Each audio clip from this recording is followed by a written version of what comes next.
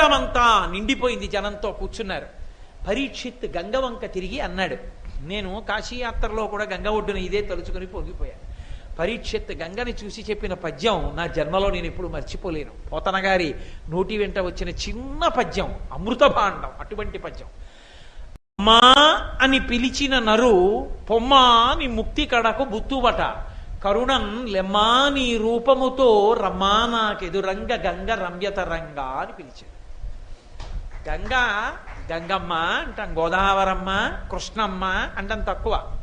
గంగని మాత్రం గంగమ్మ గంగమ్మ అంటాం. అమ్మా అని పిలిచిన నరు గంగమ్మ దగ్గరికి వెళ్ళినా నిలబడి ఇంకేం అనక్కర్లేట, అమ్మా అంటే చాలు.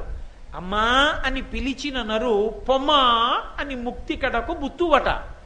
ఆవిడేం చేస్తుందట, అమ్మా అని పిలిస్తే తల్లి ఏమంటుందంటే ఎరా రా అంటుంది. ఆవిట రా అందుట, రా అంటే మళ్ళీ పునర్జన్మ. నేను పొమ్మా పో అంటుందిట. రా అని అనకూడదు ఒక్క సందర్భంలోనే, మిగిలిన అన్ని సందర్భాల్లో వెళ్ళిరా అనాలి.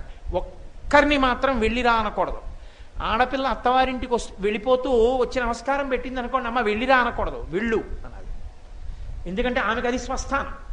వెళ్ళమ్మా చక్కగా సంతోషంగా వెళ్ళు అనాలి. అంటే ఆమె సంతోషంగా అక్కడ ఉండాలి. అయితే వెళ్ళి రా అనకూడదు. పెళ్ళి అయిన ఆడపిల్ల వచ్చి నమస్కారం చేసి మా కాపరానికి ఎడుతున్నానండి, మా అత్తారింటికి ఎడుతున్నాను, మీ ఆశీర్వచనానికి వచ్చాను అన్నారు అనుకోండి, వెళ్ళు అనాలి. వెళ్ళి రా అనకూడదు. ఒకసారి నన్ను ఒక ఆయన వెళ్ళు అన్నాను నేను, పెళ్లి కూతురు వచ్చి దండం పెడితే ఆయన బయటికి వెళ్ళిపోయి మళ్ళీ లోపలికి వచ్చి, గురువుగారు అలా అన్నారు ఏంటండి, మీ నోటి వెంట వెళ్ళిరా అనలేదేమో. ఓరి పిచ్చాడా, వెళ్ళనాలరా, వెళ్ళిరా అనకూడదు ఆడపిల్లని.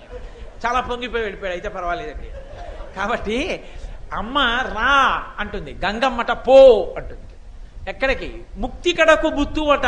ఎందుకురా ఈ అల్లరి, ఇక్కడ తిరగక్కర్లేదు, వెళ్ళు అని మోక్షాన్ని ఇచ్చేస్తుందట గంగ.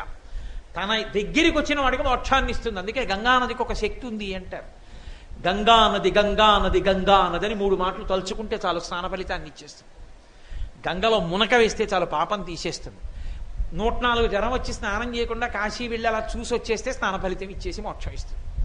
కాబట్టి అమ్మా అని పిలిచిన నరు పొమ్మా అని ముక్తి కడకు బుత్తువట, కృపం లెమ్మా నీ రూపముతో. ఒక్కసారి అమ్మ నాకు కనపడవా